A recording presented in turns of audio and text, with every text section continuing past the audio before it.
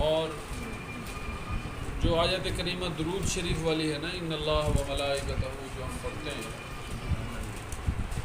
یہ آیت کریمہ اس مہینے میں نازل ہوئی، جس کا معنی یہ ہے کہ اللہ اور اس کے فرشتے غیب بتانے والے نبی پر درود بھیجتے ہیں۔ اے ایمان والو، تم درود بھی پڑھا کرو اور سلام خوب پڑھا کرو۔ سبحان اللہ۔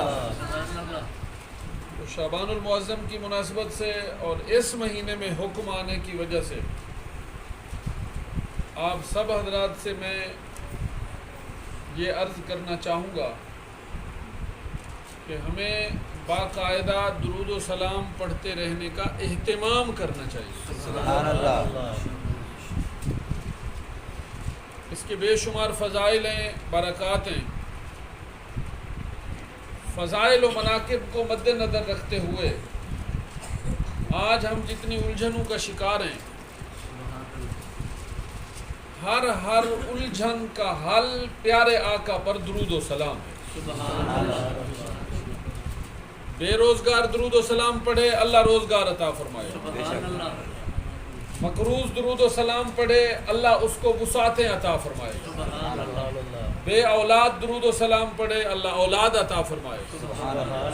جو اس وجہ سے پریشان ہے کہ جی چاہتا ہے نماز پڑھوں، پتہ نہیں کیا بات ہے، پڑھی نہیں جاتی، حضور کی ذات پر درود و سلام پڑھیں، اللہ نماز پڑھنے کی توفیق عطا فرمائے۔ اور مفادات میں سے سب سے بڑا مفاد درود و سلام کا یہ ہے، جو کثرت سے حضور کی ذات پر درود و سلام پڑھے گا، مرتے وقت آقا کریم کا دیدار بھی نصیب ہوگا اور اس کی برکت سے کلمہ بھی نصیب ہوگا۔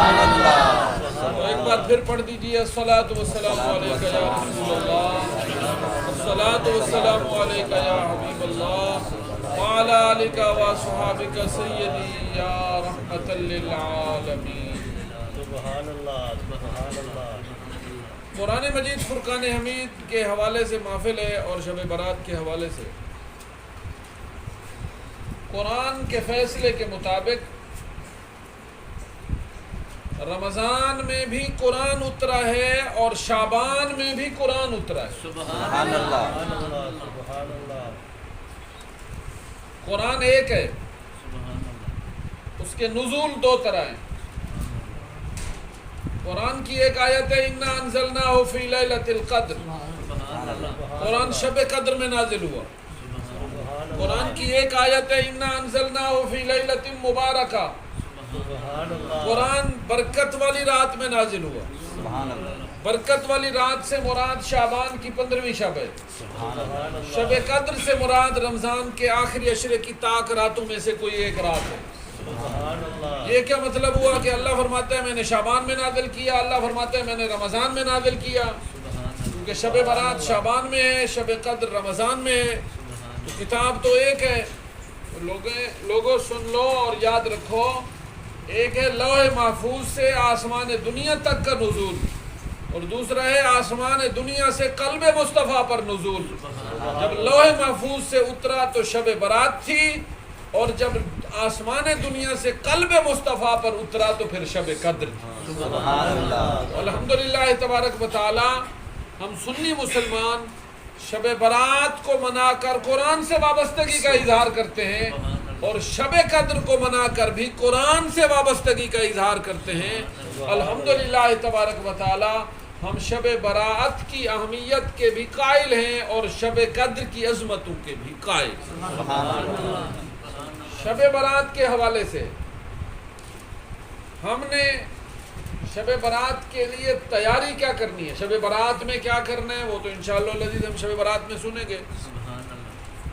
شب برات کے لیے ہم نے تیاری کیا کرنی ہے، میں بہت ساری روایات کو سمیٹتے ہوئے عرض کر رہا ہوں۔ کملی والے آقا سید عالم صلی اللہ علیہ وآلہ وبارک وسلم نے ارشاد فرمایا، شعبان المعظم کی 15ویں شب تھی، جبریل امین میری بارگاہ میں حاضر ہوئے اور مجھے انہوں نے کہا کہ ذرا سر اقدس آسمان کی طرف بلند کریں۔ میرے آقا فرماتے ہیں میں نے آسمان کی طرف دیکھا تو میں نے آسمان کے رحمت والے دروازوں کو کھلا ہوا پایا۔ جبریل امین نے مجھے بتایا آج اللہ بنو کلب ایک قبیلہ ہے، بنو کلب کی بکریوں اور بھیڑوں کے جسموں پر بالوں کی تعداد کے برابر اللہ لوگوں کی مغفرت فرماتا ہے۔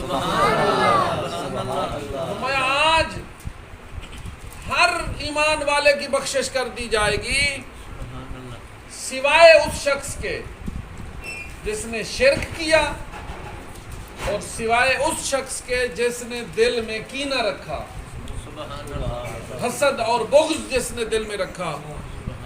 ان دو بندوں کے سوا آج کی شب اللہ سارے لوگوں کی مغفرت فرمائے۔ دیگر روایات میں ہے شب برات سارے لوگوں کو معاف کر دیا جاتا ہے سوائے اس شخص کے جس نے ماں باپ کا دل دکھایا۔ بعض روایت میں ہے سوائے اس کے جس نے عادت کے طور پر شراب پی، جس نے زنا کیا، جس نے سود کھایا۔ تو ان تمام روایات کو مد نظر رکھتے ہوئے میں آج کی اس محفل کے توسط سے دعوت فکر دینا چاہتا ہوں۔ بخشش والی رات شعبان میں بھی آ رہی ہے اور پھر رمضان میں بھی اللہ کی رحمتوں کے برسنے کا سیزن آ رہا ہے۔ تو ہم نے اعمال کے حوالے سے تیاری یہ کرنی ہے، اگر ہمارے ماں باپ زندہ ہیں اپنا اپنا محاسبہ کریں۔ ہمارے کسی قول کی وجہ سے، فعل کی وجہ سے، رویے کی وجہ سے ماں باپ ناراض ہیں تو ان کو راضی کر لیں، اور اگر ماں باپ فوت ہو گئے تو ان کی قبر پر حاضری دیں، ان کو راضی کریں۔ خاندان پڑوس میں سے کسی سے جھگڑا ہے، بائیکاٹ ہے، دل میں بغض ہے، دل میں کینہ ہے، دل میں عداوت ہے، اپنے سینوں کو صاف کر دیں تاکہ جب رحمت کی برکھا برسے، تو جب بارش برستی ہے آپ لوگ جانتے ہیں بادل تو ایک طرح کے ہوتے ہیں نا، پانی کی جو سچویشن کنڈیشن ہے وہ بھی ایک طرح کی ہوتی ہے، لیکن آپ لوگوں نے دیکھا ہوگا بارش کے برسنے سے کچھ جگہیں ایسی ہوتی ہیں جہاں سے سمیل پیدا ہو جاتی ہے، بدبو آنے لگتی ہے، گندگی پھوٹتی ہے، زہریلے جراثیم پیدا ہوتے ہیں، مچھر پیدا ہوتے ہیں، اور کچھ جگہیں ایسی ہوتی ہیں کہ جب بارش وہاں برستی ہے تو وہاں سے بھینی بھینی خوشبو آنے لگتی ہے، چند دنوں کے بعد وہاں پودے اگتے ہیں، ان پر پھول لگتے ہیں، فضا مہکنے لگتی ہے۔ تو یہ دنیا میں مثال ہے سمجھنے کے لیے، بادل تو ایک طرح کے تھے، موسم بھی ایک تھا، آب و ہوا بھی ایک تھی، ایک جگہ بارش برسی تو بدبو پھیل گئی، دوسری جگہ بارش برسی تو خوشبو پھیل گئی۔ فرق کیا ہے؟ بدبو وہاں پھیلے گی جہاں پہلے سے گندگی پڑی ہوئی تھی، اور خوشبو کے حلے وہاں سے آئیں گے جو جگہ پاک صاف تھی۔ تو لوگوں، برکھا برسنے کا سیزن آنے والا ہے، رحمت خداوندی کے برسنے کا ایک وقت آنے والا ہے۔ من کو اجلا کرو، باطن کو صاف کرو، تاکہ جب رحمت خداوندی برسے تو وہاں سے یقین و ایمان کی خوبصورت مہکیں آنے لگیں، خوشبو مہک جائے، اور بندہ خود بھی سنور جائے اور اس کا معاشرہ بھی سنور جائے۔ لیکن اگر ہمارا باطن اسی طرح گندا رہا، ہمارے باطن میں بد عقیدگی، بد اعمالی، بد کرداری کی آلودگیاں رہ گئی، تو رحمت تو برسے گی، مگر وہ گندی جگہ، وہ بد باطن لوگ جن کا اندر خراب ہوتا ہے، وہ اس عظیم سیزن سے بھی، اس رحمت خداوندی سے محروم ہو جاتے ہیں۔ تو ہم اپنا اپنا محاسبہ کریں، اگر کسی کا دل دکھایا ہے اس سے سوری کریں، کسی سے رنجش ہے بھلا دیں، کوئی ناراض ہے اس کو راضی کر لیں، کسی ایسی گندی عادت میں مبتلا ہے جو رحمت خداوندی سے مایوسی کا باعث ہے تو توبہ کریں، وہ گندی عادت چھوڑ دیں، شراب سے، جوئے سے، سود سے، اس جیسی آلودگیوں سے اپنے ظاہر کو بچائیں، اپنے باطن کو بچائیں۔ اللہ خالق کائنات مدد فرمائے گا، دنیا بھی سنور جائے گی، آخرت بھی سنور جائے گی۔ سبحان اللہ، سبحان اللہ۔ جب بات آئی تو میں واضح کرتا چلوں، ان اللہ لا یغفر ان یشرک بہ، جو مضمون میں نے بیان کیا وہی مضمون قرآن میں بھی ہے۔ اللہ فرماتا ہے ایک گناہ ایسا ہے جس کی معافی نہیں دوں گا۔ ان اللہ لا یغفر، اللہ غفار ہے، تواب ہے، رؤوف ہے، رحیم ہے، مگر ایک جرم کے بارے میں فرماتا ہے بالکل معاف نہیں کروں گا۔ وَيَغْفِرُ مَا دُونَ ذَلِكَ، اس ایک کے علاوہ جتنے گناہ ہوں گے میں سب معاف کر دوں گا۔ سبحان اللہ۔ وہ ایک گناہ کون سا ہے؟ وہ یہ ہے کہ اللہ کے ساتھ کسی کو شریک ٹھہرایا جائے۔ اللہ کے ساتھ کسی کو بول دے، سب بول دے، شریک ٹھہرایا جائے۔ اللہ کے ساتھ کسی کو شریک ٹھہرانا یہ ناقابل معافی جرم ہے، اس کی معافی کی کوئی گنجائش نہیں ہے۔ تو اس حوالے سے ہمیں سمجھ لینا چاہیے کہ شرک ہوتا کیا ہے، سبحان اللہ۔ اللہ کے ساتھ شریک ٹھہرانے کا مطلب کیا ہے۔ کیونکہ آج کے معاشرے میں بہت ساری خرابیوں میں سے ایک خرابی یہ بھی ہے، لوگوں نے شرک کی فیکٹریاں کھول رکھی ہیں۔ ذرا سی بات دیکھی مشرک، ذرا سا کسی کو کام کرتے دیکھا شرک، کوئی مزار پہ چلا گیا شرک، کوئی کسی مرشد کسی پیر کے آگے گھٹنے ٹیک کر بیٹھ گیا شرک، کسی نے آقا کریم کو ندا کے ساتھ پکارا یا رسول اللہ کہہ دیا شرک۔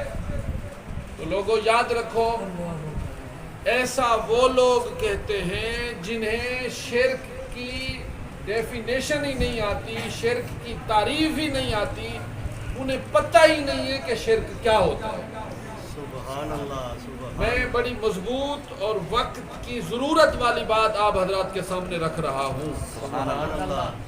شرک ناقابل معافی ہے، لیکن شرک ہوتا کیا ہے؟ بالکل سیدھی سادی سی بات ہے۔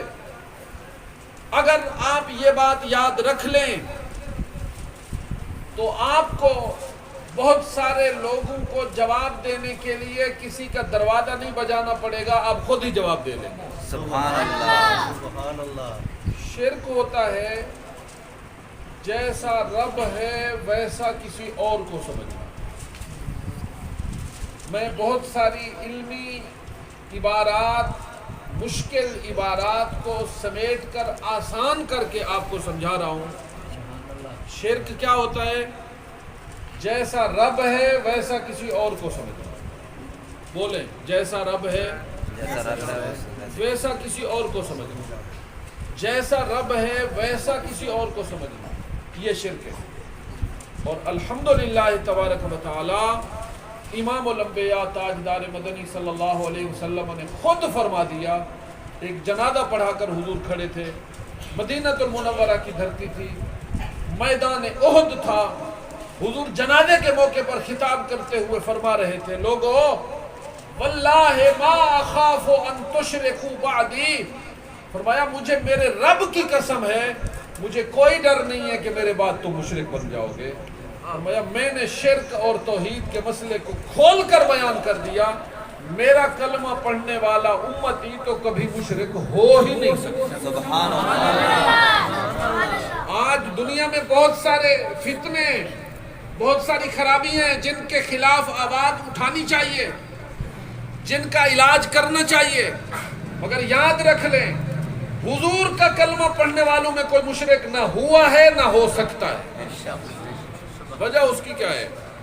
وجہ کیا ہے؟ ذرا سمجھیے بات کو، بات چلی ہے تو سمجھ لیجئے۔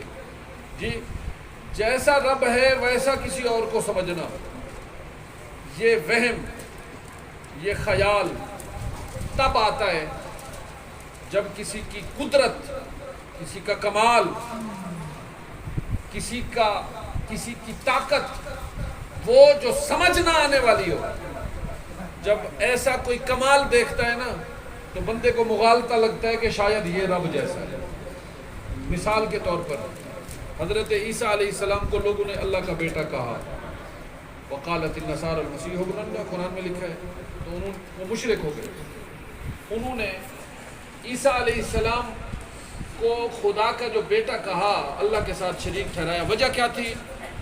وجہ یہ تھی کہ عیسیٰ علیہ السلام نے اعلان کر رکھا تھا بھائی بیمار کوئی ہو جائے تو ہسپتال لے جاؤ، لیکن اگر کوئی مر جائے اور کوئی اپنا مردہ زندہ کروانا چاہے تو پھر میرے پاس لے آئے.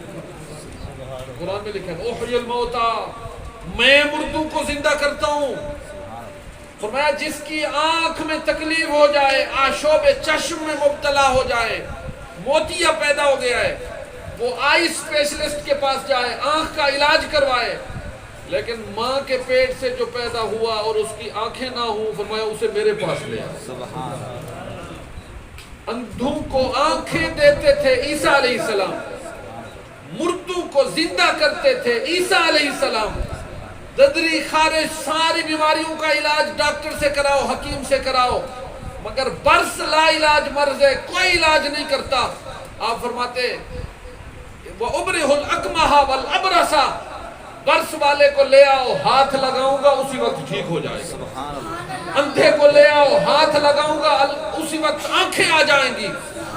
مردے کو لے آؤ، ٹھوکر ماروں گا اسی وقت زندہ ہو جائے گا.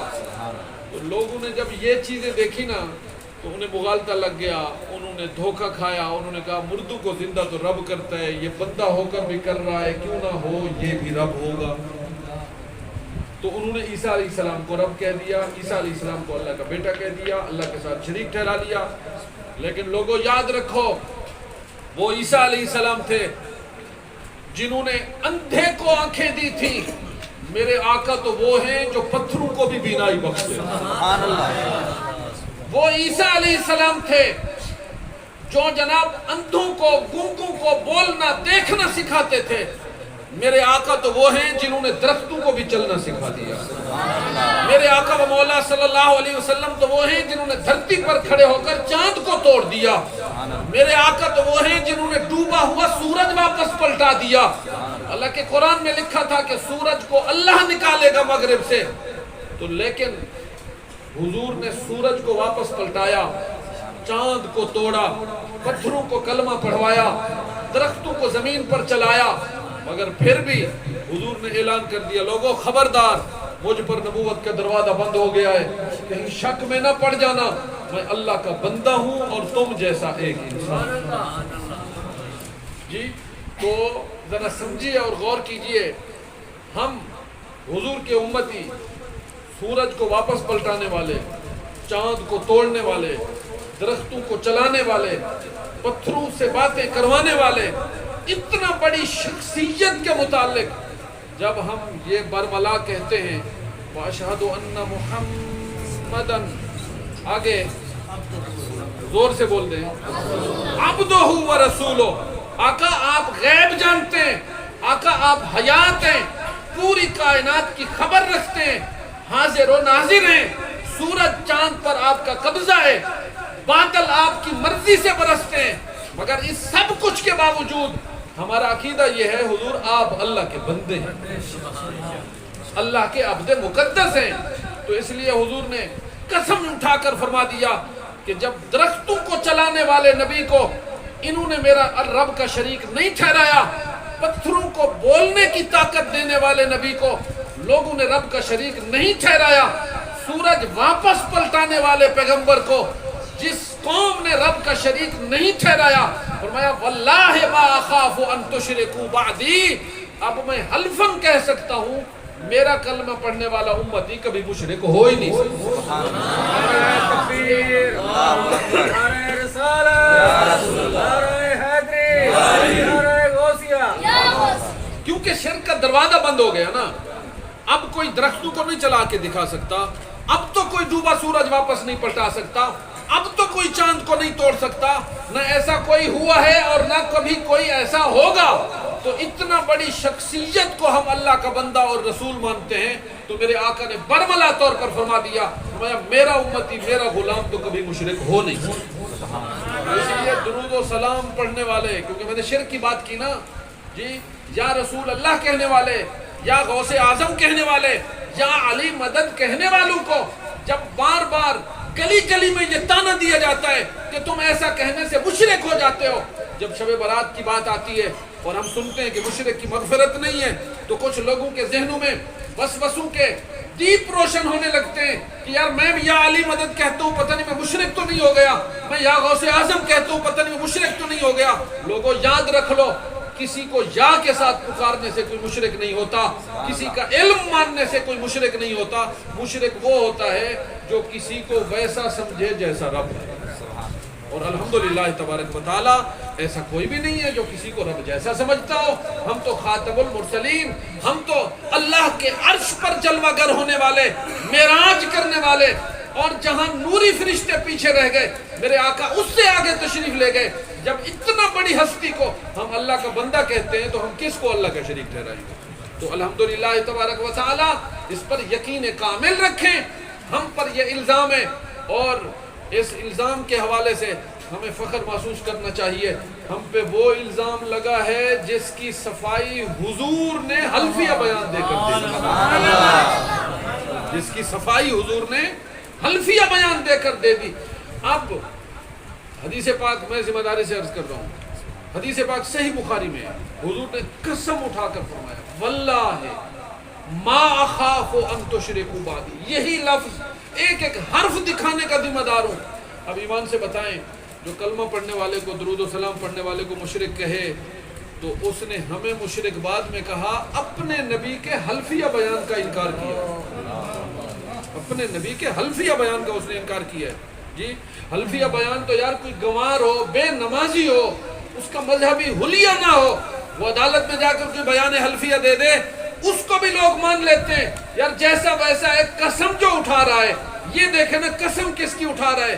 میرے آقا نے تو اس زبان سے قسم اٹھائی ہے جس زبان کے بارے میں اللہ فرماتا ہے وَمَا يَنْطِقُ عَنِ الْهَوَىٰ إِنْ هُوَ إِلَّا وَحْيٌ يُوحَىٰ، یہ جو بولتے ہیں وہ میری وحی کے مطابق بولتے ہیں۔ ویسے کہہ دیتے تو حلفیہ حلف اٹھانے کی ضرورت نہیں تھی، مگر حضور نے حلف اٹھا کر رہتی دنیا تک کے لوگوں کو بتا دیا، میرے غلاموں پر الزام تراشی مت کرنا، جس نبی کا کلمہ پڑھتے ہو اس نبی کے حلفیہ بیان پر اعتراض کرنا، جو میرا کلمہ پڑھتا ہو وہ کبھی مشرک ہو ہی نہیں سکتا۔ حضور کا کلمہ پڑھنے والا کوئی غلام مشرک نہیں ہو سکتا۔ اپنے ذہنوں کو صاف رکھیں، مطمئن رکھیں، کسی کو پکارنے سے مشرک نہیں ہوتا۔ اور یہ بڑا عجیب سا معاملہ ہے کہ جناب ہم مزار پہ چلے گئے اب مشرک ہو گئے، تو پھر اس کا مطلب تو یہ ہوا معاذ اللہ نقل کفر نباشت، کہ کیا اللہ کی بھی کوئی مزار ہے کہ ہمیں اللہ کی مزار پہ جانا چاہیے تھا، ہم ولی کے مزار پہ چلے گئے ہیں جی؟ تو ایسی بات تو نہیں ہے۔ اور اگر پکارنا صرف شرک ہوتا تو کملی والے آقا صلی اللہ علیہ وسلم نے تو پکارنے کی خود تعلیم دی۔ میرے آقا نے فرمایا جب قبرستان سے گزرو تو کہا کرو السلام علیکم، زور سے بول دیں، کم از کم جو بیٹھے ہیں ان کی نیند تو اکھڑ جانی چاہیے نا، سبحان اللہ، زور سے بولتے ہیں السلام علیکم یا اہل القبور، یہ یا لگا ہے کہ نہیں لگا؟ اور میرے آقا سے پوچھا گیا حضور یہ جو آپ فرماتے ہیں کہ یا اہل القبور کہہ کر سلام کیا کرو تو کیا یہ سنتے ہیں؟ میرے آقا نے فرمایا یہ اتنا سنتے ہیں جتنا تم بھی نہیں سن سکتے، سبحان اللہ، تم بھی نہیں سن سکتے ہو۔ اور میرے آقا نے فرمایا یہ جواب بھی دیتے ہیں۔ تو حضرات محترم آپ ذرا غور کیجئے، ہم قبرستان پر سے گزرنے لگے، کئی ایکڑوں میں بھی قبرستان موجود ہیں، گزرنے والے نے آسانی سے کہہ دیا السلام علیکم یا اہل القبور، اور ہمارے اپنے بیگانے سب کہتے ہیں۔ حدیث پاک میں جو یہ سلام آ چکا ہے، یار کسی خان، کسی ملک، کسی عالم، کسی غیر عالم، کسی چودھری، کسی بزنس مین کی قبر سے گزریں، آپ یا اہل القبور کہہ کر سلام پڑھ دیں، مشرک نہیں ہے۔ تو کیا شرک کا دروازہ صرف دربار رسالت میں ہی کھلتا ہے کہ آپ نے کسی کو یا کہہ دیا تو مشرک نہیں ہوئے اور حضور کو یا کہہ دیا تو مشرک ہو گئے؟ نہیں، ایسی کوئی بات نہیں ہے۔ اور یہ قبرستان تک کی بات نہیں ہے، کوئی قبرستان نہ جاتا ہو، سلام نہ کرتا ہو، جب ہم نماز میں بیٹھتے ہیں، نماز کے جو کلمات ہیں نا، نماز سبحانک اللہ سے شروع ہوتی ہے اور السلام علیکم ورحمت اللہ پر ختم ہوتی ہے۔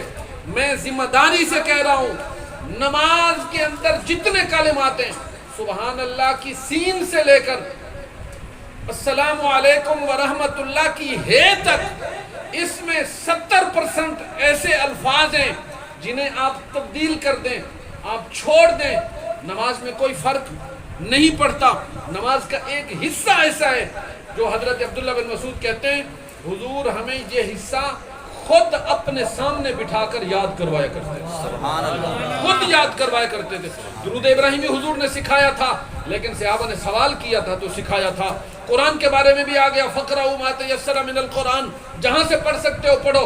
قل هو اللہ نہیں آتی، قل اعوذ برب الفلق پڑھ لو، وہ نہیں آتی قل اعوذ برب الناس پڑھ لو۔ تم سبحان ربی العظیم نہیں کہہ سکتے، تم سبحان ربی الکریم کہہ دو۔ فاتحہ نہیں پڑھی اور امام کے پیچھے خاموشی کے سے تم کھڑے ہو گئے، تمہاری نماز ہو گئی۔ لیکن نماز کا وہ حصہ جس میں ہم رد و بدل نہیں کر سکتے، ایک لفظ آگے پیچھے نہیں کر سکتے، وہ کون سا حصہ ہے؟ وہ حصہ ہے جو ہم التحیات میں بیٹھ کر پڑھتے ہیں، سبحان اللہ، جو ہم التحیات میں بیٹھ کر پڑھتے ہیں۔ اور التحیات میں کیا پڑھتے ہیں؟ التحیات للہ والصلوات والطیبات۔ آگے آپ پڑھ دیں، تم تو زور سے پڑھو یار، چلو پڑھو۔ السلام علیکہ ایھا النبی، ایمان سے بتائیں یہ صرف میرے مسلک کے لوگ پڑھتے ہیں یا سارے پڑھتے ہیں؟ جی سارے پڑھو، ارد والے گرد والے دائیں والے بائیں والے سب پڑھتے ہیں نا جی۔ نماز کی کتاب اٹھا کر دیکھ لیں، کسی مولوی کے پاس نہ جائیں، کسی درسگاہ کے پاس نہ جائیں، کسی مفتی سے فتویٰ نہ لیں، نماز کے اندر بندہ پڑھ رہا ہے اور اس جملے کا معنی یہ ہے اے نبی آپ پر سلام، سبحان اللہ، ایھا النبی، یہ ایو کا لفظ یہ بھی حرف ندا ہے، ہاں کا لفظ یہ ڈبل حرف ندا ہے۔ جو ہم اذان کے ساتھ درود و سلام پڑھتے ہیں تو وہاں تو صرف یا ہے نا، نماز کے اندر ایو بھی کہا، ہاں بھی کہا، دو تاکیدوں کے ساتھ، اور علیکہ تجھ پر، سبحان اللہ، علیہ ہوتا تو معنی ہوتا ان پر، علیکہ تجھ پر جی۔ یہ وہی نماز ہے جو مدینے میں بھی پڑھی جاتی ہے، مکے میں بھی پڑھی جاتی ہے، سبحان اللہ، یہ وہی نماز ہے جو عرب میں بھی پڑھی جاتی ہے، عجم میں بھی پڑھی جاتی ہے، یہ وہی نماز ہے جو مشرق میں بھی پڑھی جاتی ہے، مغرب میں بھی پڑھی جاتی ہے، شمال میں بھی پڑھی جاتی ہے، جنوب میں بھی پڑھی جاتی ہے۔ حضور سکھا رہے ہیں اے نمازی تو جہاں بھی ہو مجھے پکارا بھی کر، مجھے حاضر ناظر بھی جانا کر، سبحان اللہ، مجھے پکارا بھی کر، مجھے حاضر ناظر بھی جانا کر۔ حضور کو پکار کر حاضر ناظر جان کر سلام پڑھنا یہ جائز ہی نہیں بلکہ اہم ترین اسلام کے رکن نماز کا حصہ ہے۔ سبحان اللہ، فرق صرف اتنا ہے، فرق صرف اتنا ہے۔ وہ ہمارے دادا استاد صاحب قبلہ فیض صاحب علیہ الرحمہ کہا کرتے تھے جی، وہ سرائیکی زبان میں کہتے تھے ہک اٹھ ہوندے لاڈو تے بیا اٹھ ہوندے تراہڑ۔ سرائیکی ٹھیک ہے، ہک جملے ٹھیک ہے جن سرائیکی لاڈو تو ہوندے نا بھی مالک آکھیا باہے گیا تے مالک باہر رکھیا تے اٹھی تے ٹر پیا، تے جڑا تراہڑ ہوندے اوندا گوڈا بدھنا پوندا ہے، اوندا گوڈا بدھنا پوندا ہے، تے کوئی ہو نہ تراہڑ ہوندے بھی کو کھوپے ہی پواونے پوندے ہیں۔ تو درود و سلام تو پڑھنے ہی پڑھنے نا، اساں تو پڑھ دوں نماز دے وچ وی تے نماز تو باہر بھی، بے شک، اذان تو پہلے بھی اذان تو بعد بھی، ختم وچ بھی تے محفل وچ بھی، سبحان اللہ، تے جڑے مار کا تراہڑ ہن اللہ فرمائے چلو تو باہر بھج ودا تو مسجد وچ آویں تے صحیح میں تیرا گوڈا بدھوے ہیں۔ یہ نماز جی ڈوڈے نہیں دیکھ سکتا نا بندہ، کھوپے چڑھ گئے بے شک، ہیں بھی تے کو گوڈے بدھوے ساں، تے کو موندھے گوڈے ملوے ساں، تے کو پابند کروے ساں، جے تک میرے محبوب کو صد مار تے سلام پڑھ سے کہنا تیری جان چھٹ سے کہنا۔ سبحان اللہ، سبحان اللہ، اللہ اکبر، یا رسول اللہ، یا علی۔ بہرحال میں جو کہنا چاہتا تھا وہ ساری باتیں رہ گئیں، شرک کی بات آئی تو میں اس طرف چل نکلا۔ یقین لوگوں کامل رکھیں، الحمدللہ تبارک و تعالی کسی کو پکارنے سے کوئی مشرک نہیں ہوتا، کسی کی مدد مانگنے سے کوئی مشرک نہیں ہوتا جی۔ اچھا مجھے یہ بتائیں، میں بات مکمل کر رہا ہوں، مدد کو آج کل مروجہ اردو یا پنجاب اس میں انگلش میں کیا کہتے ہیں؟ مدد کو ہیلپ کہتے ہیں نا۔ ہم نے کہا یا غوث اعظم مدد، یا علی مدد، ہم پہ لگ گیا فتویٰ۔ اب روڈ پر آپ سفر کریں تو جگہ جگہ لکھا ہوتا ہے نہیں لکھا ہوتا؟ ہیلپ لائن لکھا ہوتا ہے نہیں لکھا ہوتا؟ موبائل میں بھی آ رہا ہوتا ہے ہیلپ لائن، مدد کے لیے پکارو, کبھی 130 ملاؤ, کبھی 1122 ملاؤ. بھئی اگر ہیلپ لینا سرے سے شرک ہو تو پھر ہر جگہ شرک ہونا چاہیے نا. بھی روڈ پر آپ نے کسی NGOs کی, کسی کمپنی کی, کسی محکمے کی ہیلپ لے لی تو آپ مشرک نہیں ہوئے, اور یار حضرت علی کو پکار لیا تو آپ مشرک ہو گئے. دو رنگی چھوڑ, یک رنگ ہو جا, یا سراسر موم, یا پھر سنگ ہو جا. نہیں لینی تو کسی سے بھی نہ لے, ڈاکٹر سے ہیلپ لے جائز ہے, 1122 والے سے لے تو جائز ہے, موٹر وے پولیس سے لے تو جائز ہے. اور جب رب رسول کا نام آئے تو پھر شرک والی مشین چل جاتی ہے. جی پھر جی ایاک نعبد و ایاک نستعین, بھی مدد کرنے والا رب ہے. یہ سب اس نے اسباب بنا دیے. جس کی میرے اپنے محبوب کے ہاتھوں سے کر دے اس کی حضور نے کر دی, حضور بنے سبب. مدد کرنے والا رب ہے. جب اس نے سبب بنا دیا مولا علی مشکل کشاں کو تو یہ بن گئے سبب. جب اس نے سبب بنا دیا پیران پیر دستگیر کو, جب اس نے سبب بنا دیا داتا علی حجویری کو, اسی طرح جب اس نے سبب بنا دیا 1122 والے کو, تو یہ سارے اسباب ہیں. حقیقی مستعان مدد و نصرت کرنے والا اللہ ہے. اسباب کو اپنانے سے کوئی پابندی نہیں ہے. اسباب کو اپنانے سے کوئی عقیدہ نہیں خراب ہوتا, ایمان نہیں خراب ہوتا. الحمدللہ تبارک و تعالی اس دور میں سنی مسلمان ہی ہیں جنہوں نے قرآن کو بھی سمجھا ہے اور صحیح معنی میں حدیث کو بھی سمجھا. سبحان اللہ. الحمدللہ تبارک و تعالی ہمارے مسلک مذہب کی تعلیمات شرک سے بری و ذمہ ہیں. ہمارا شرک سے کوئی لینا دینا نہیں. اس لیے تو ہم تو سورج پلٹانے والے کو بھی اللہ کا بندہ مانتے ہیں, ہم تو چاند توڑنے والے کو بھی اللہ کا بندہ مانتے ہیں, ہم تو درخت جلانے والے کو بھی اللہ کا عبد مقدس مانتے ہیں. حضور سے بڑا نہ کوئی ہے اور نہ کسی کے حوالے سے کوئی شرک کا شائبہ پیدا ہو سکتا ہے. الحمدللہ تبارک و تعالی حضور نے حلفیہ بیان دے کر واللہ ما اخاف ان تشرکوا بعدی کے لفظوں سے ہماری صفائی دے دی. اب لوگ ہم پر الزام لگاتے رہیں, الحمدللہ تبارک و تعالی ہم موحد مسلمان ہیں. سبحان اللہ. ہم موحد مسلمان ہیں. تو شرک نہ قابل معافی گناہ ہے. شرک نہ کریں, والدین کی نافرمانی نہ کریں, دل میں بغض اور کینہ نہ رکھیں, اپنے اعمال کو سدھاریں. شب برات آئے گی, اللہ کی رحمت